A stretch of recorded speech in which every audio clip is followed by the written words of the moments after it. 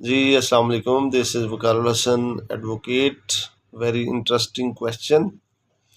کیا تیزاب سے حملہ ایک دہشت گردی کا عمل ہے؟ دوستو، تیزاب کے حملے کو دہشت گردی کے عمل کے طور پر درجہ بندی کیا جا سکتا ہے، بشرطے کہ حملے کا جو مقصد ہے وہ عوام میں خوف اور افراتفری پیدا کرنا ہو۔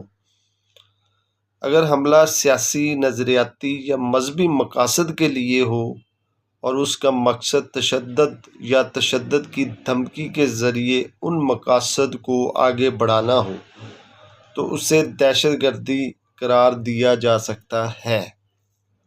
تیزاب کے حملے کا معاشرتی اثر اور اس سے پیدا ہونے والا خوف نیز اس سے عوامی نظم و ضبط میں خرابی پیدا کرنا اس کو دہشت گردی کے ایک عمل کے طور پر سمجھنے کے عوامل ہو سکتے ہیں۔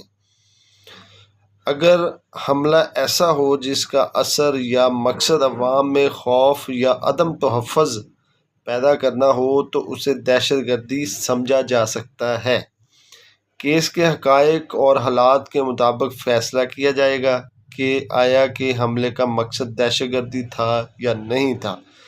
بڑا امپورٹنٹ فیصلہ ہے جی سپریم کورٹ کا 2024 SCMR 2048۔ بہت شکریہ، اللہ حافظ۔